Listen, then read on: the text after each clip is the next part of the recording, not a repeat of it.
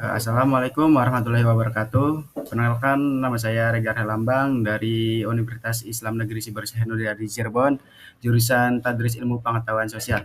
Di sini saya akan menerangkan tentang manajemen peserta didik di sekolah. Oke, untuk yang pertama itu ada pengantar. Kita semua juga pasti tahu ya, bahwasanya peserta didik itu adalah unsur utama itu dalam pendidikan. Terus yang kedua itu ada manajemen peserta didik, yaitu untuk mengatur siswa dari awal penerimaan hingga mereka itu lulus. Terus tujuannya sendiri itu untuk meningkatkan kualitas, kedisiplinan dan prestasi peserta didiknya. Oke, kita akan masuk ke dalam pengertian manajemen peserta didik. Manajemen peserta didik itu sendiri itu adalah serangkaian proses pengelolaan kegiatan siswa sejak masuk hingga keluar dari lembaga pendidikan untuk menunjang kegiatan belajar mengajar. Nah, agar berjalan dengan lancar, tertib dan efektif dalam mencapai tujuannya. Jadi sama ya seperti manajemen kurikulum di sekolah.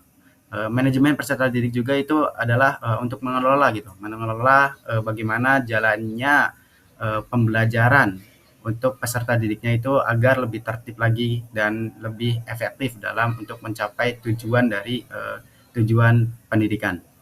Nah, menurut beberapa ahli ya, di sini ada dua. Yang pertama itu menurut Jahari 2018 yang mengartikan bahwasanya manajemen peserta didik itu adalah sebuah usaha pengaturan terhadap peserta didik mulai dari masuk hingga lulus. Terus ada Hasnadi 2022 itu mengartikan bahwasanya manajemen peserta didik itu adalah serangkaian kegiatan untuk menata peserta didik secara efektif dan efisien. Oke, kita akan lanjut kepada prinsip manajemen peserta didik. Nah, prinsip manajemen peserta didik itu dijelaskan oleh Kementerian Pendidikan dan Kebudayaan atau Kemendikbud itu sebagai berikut. Yang pertama, yaitu manajemen peserta didik dipandang sebagai bagian dari keseluruhan manajemen sekolah. Jadi, manajemen peserta didik itu masuk ke dalam keseluruhan manajemen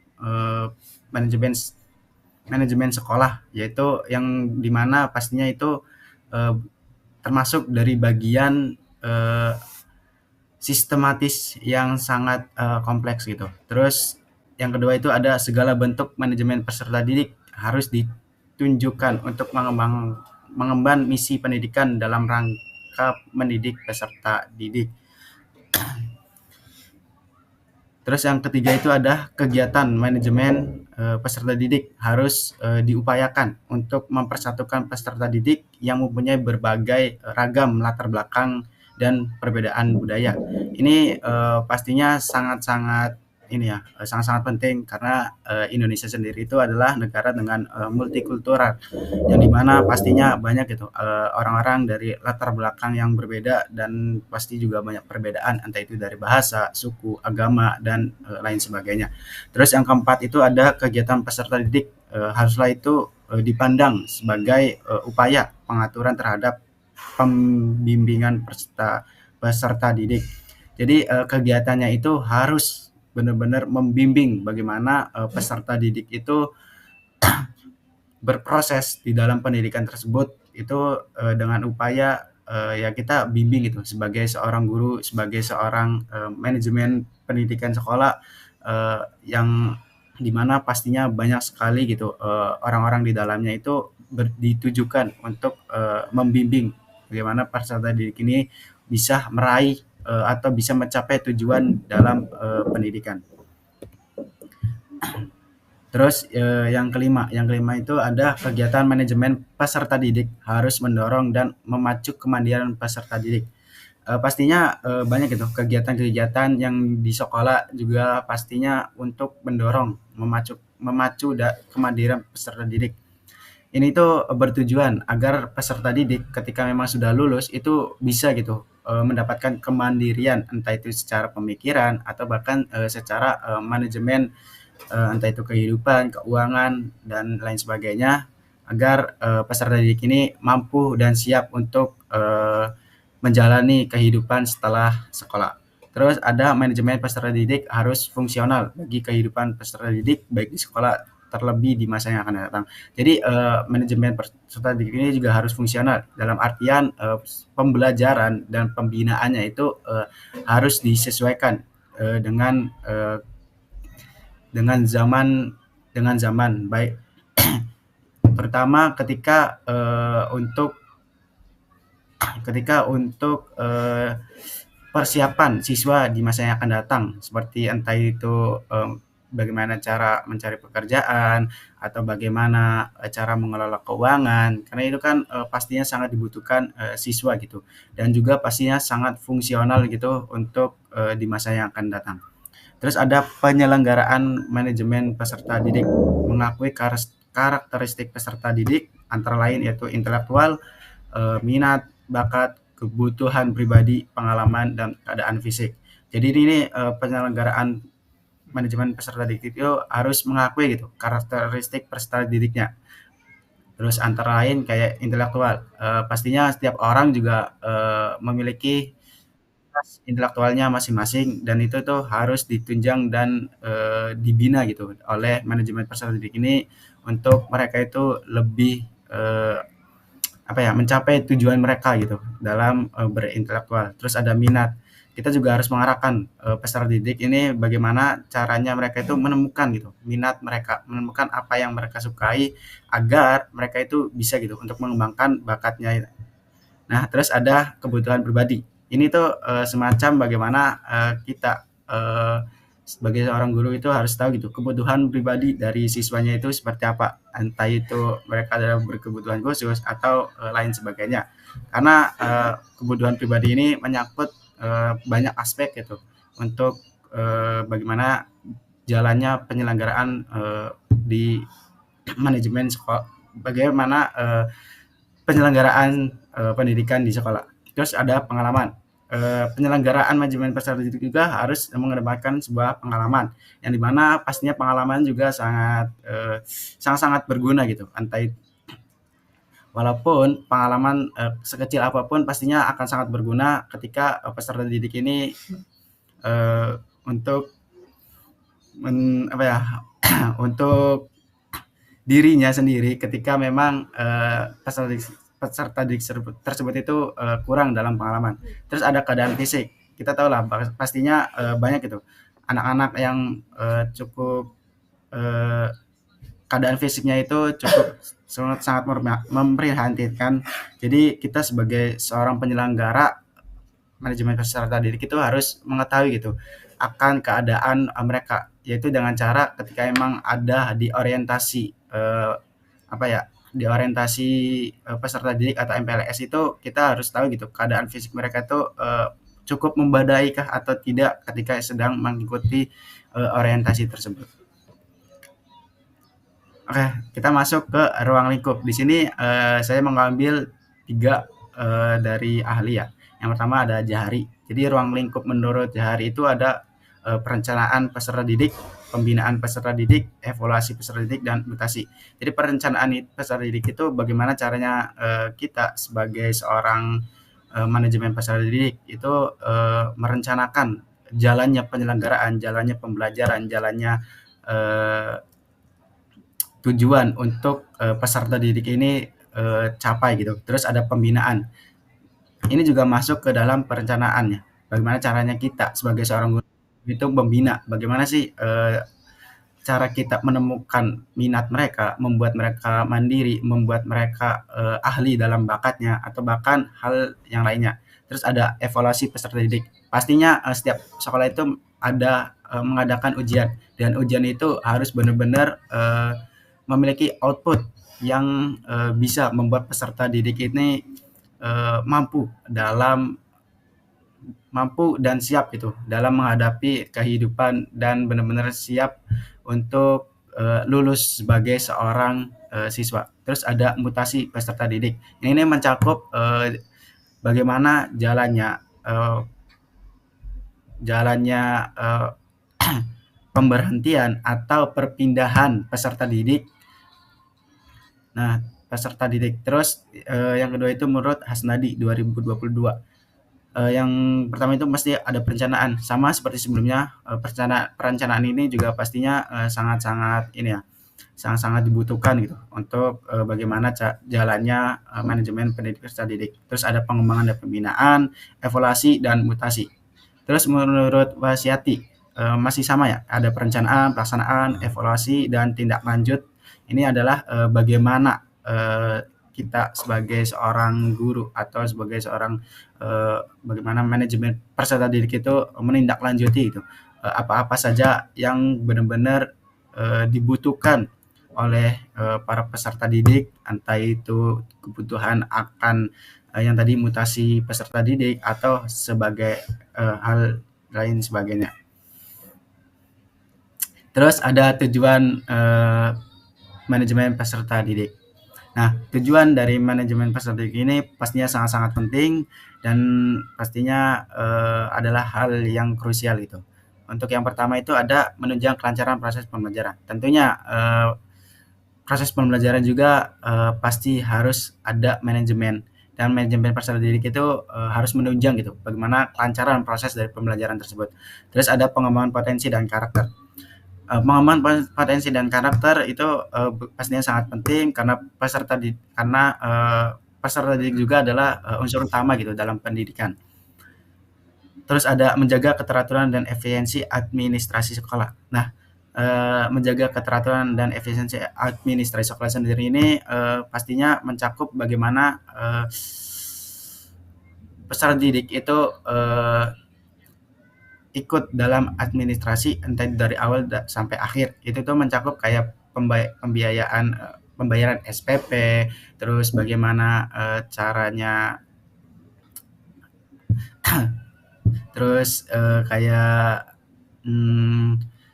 rapot dan segala macamnya itu benar-benar harus teratur dan efisien itu. Terus ada meningkatkan mutu dan prestasi lembaga pendidikan. Tentunya peserta didik adalah yang seperti tadi adalah unsur utama dari manajemen peserta didik. Makanya meningkatkan mutu dan prestasi lembaga pendidikan itu adalah bagian dari tujuan manajemen peserta didik, yang dimana pastinya seperti yang ada di poin nomor 2 itu adalah mengembangkan potensi dan karakter siswa. Ini akan jika berhasil untuk diterapkan maka akan meningkatkan mutu dan prestasi lembaga pendidikan itu sendiri. Terus ada model manajemen peserta didik. Di sini ada 4 model. Yang pertama ada model sistematis, yang dimana mencakup perencanaan, pelaksanaan, evaluasi, dan mutasi. Jadi model sistematis ini sangat-sangat benar-benar sistematis gitu. Dari awal perencanaan, terus ada pelaksanaan, evaluasi, dan mutasi. Jadi sangat-sangat sistematis sistemnya. Terus yang kedua itu ada model pembinaan disiplin, yang dimana pastinya mencakup sosialisasi tata tertib, pembiasaan, dan evaluasi tahunan. Jadi model pembinaan disiplin ini diharapkan untuk manajemen peserta didik itu diharapkan gitu untuk membangun sosialisasi untuk tata tertib pembiasaan agar siswanya itu tidak semena-mena terhadap aturan yang dibuat oleh sekolah. Terus ada model integratif, yang mana kegiatan itu ada kegiatan intra dan ekstrakurikuler. Pastinya di sekolah juga pasti menunjang banyak kegiatan, terutama kegiatan ekstrakurikuler gitu, yang dimana pastinya sangat berguna ketika ingin mencapai mutu dari tujuan pendidikan itu sendiri. Terus ada model prestasi dan reward, sama seperti model kegiatan integratif, yang dimana pastinya berfokus pada ekstrakurikuler. Di sini juga pastinya sama juga, yaitu berfokus pada ekstrakurikuler dengan akademik, yang dimana untuk melatih kedisiplinan. Terus ada pelatihan juga, pastinya mencakup pelatihan minat dan bakat dan penghargaan, yang dimana siswa ini harus dikasih penghargaan ketika memang mendapatkan prestasi. Terus ada pembuatan keputusan yang efektif di era kontemporer. Nah, pastinya ketika memang manajemen peserta didik ini ada di setiap zamannya, pasti adanya pembuatan keputusan tuh, yang dimana itu tuh pastinya sangat-sangat dibutuhkan ketika memang ada permasalahan atau ada kekurangan di sekolah dalam manajemen peserta didik agar bisa dievaluasi dan diperbaharui setiap waktunya. Yang pertama, ada kepala sekolah sebagai manajer strategis menurut Hasnadi 2022. Nah, kepala sekolah sebagai manajer ini, strategis ini adalah menempatkan kepala sekolah sebagai kepala, sebagai sebagai kepala yang dimana pastinya kepala sekolah adalah pemimpin utama gitu ketika ada di manajemen sekolah, yang dimana diharapkan beliau-beliau ini pastinya tahu gitu bagaimana sih menjadinya seorang manajer, bagaimana sih cara memanajemen keputusan-keputusan yang akan menjadi sebuah kebijakan atau aturan di sekolah tersebut. Terus gunakan data kolaborasi untuk mengambil keputusan. Ini dimaksud adalah menggunakan data dan dikolaborasikan untuk mengambil keputusan, yang dimana pastinya keputusan itu tidak hanya diambil uh, ketika memang asal apa ketika di rapat saja, pasti di rapat juga pasti menggunakan data gitu untuk menunjang bagaimana keputusan itu apakah konkret atau tidak gitu ketika memang diterapkan nanti di sekolah. Terus ada adaptasi teknologi digital untuk administrasi dan komunikasi, yang tentunya di era teknologi ini ya, pastinya adaptasi itu dalam hal teknologi itu sangat-sangat diperlukan, apalagi untuk administrasi dan komunikasi, yang dimana pastinya ketika administrasi di sekolah ketika menggunakan teknologi digital itu akan lebih efisien dan lebih mudah gitu, karena pastinya tidak memakan banyak waktu atau bahkan mengeprint banyak sekali dokumen gitu ketika memang melakukan administrasi.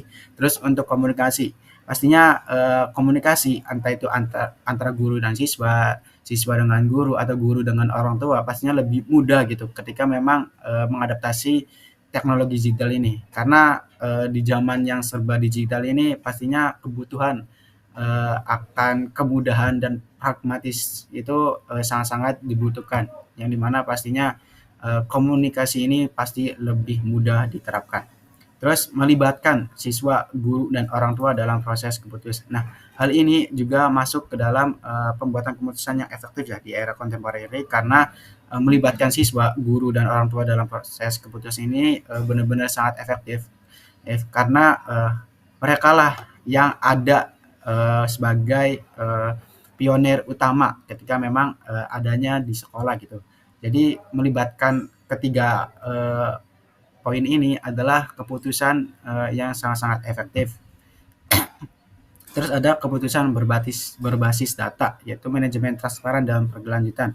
Keputusan berbasis data ini pastinya sangat-sangat menggunakan transparansi dan memudahkan juga agar orang-orang tua siswa itu tahu gitu apa sih yang dilakukan oleh sekolah, kebijakan apa sih yang sekiranya sekolah akan berikan, atau aturan seperti apa yang sekolah itu akan terapkan. Karena keputusan berbasis data ini pastinya sangat-sangat baik gitu, dimana data-data tersebut itu pastinya akan menjadi bahan-bahan evaluasi untuk aturan atau kebijakan selanjutnya. Oke, ini ada salah satu quotes ya dari Nelson Mandela, yaitu pendidikan adalah senjata paling ampuh untuk mengubah dunia. Pastinya teman-teman juga pasti tahu bahwasanya pendidikan itu memang benar-benar sangat-sangat sangat-sangat berpengaruh banget dalam kehidupan kita. Bagaimana caranya kita yang tidak tahu itu mencari tahu itu berkat pendidikan, dan pendidikan juga pastinya berperan dalam mengubah dunia. Bahkan hal-hal sekecil pengetahuan yang ada di kehidupan sehari kita itu juga adalah salah satu bentuk dari bagaimana pendidikan itu berproses itu. Jadi pendidikan adalah senjata paling ampuh di dunia itu benar-benar sangat nyata, karena sebaik-baiknya manusia itu adalah orang-orang yang berpendidikan dan berpengetahuan, karena pastinya itu adalah sebuah anugerah dari Allah ya untuk kita bisa gitu menjadi manusia seutuhnya. Oke, mungkin segitu saja yang bisa saya terangkan dari materi manajemen pendidikan ini. Kurang-kurangnya mohon maaf. Wabillahi muwaffiq ila aqwamit thoriq. Wassalamualaikum warahmatullahi wabarakatuh. Salam sosial.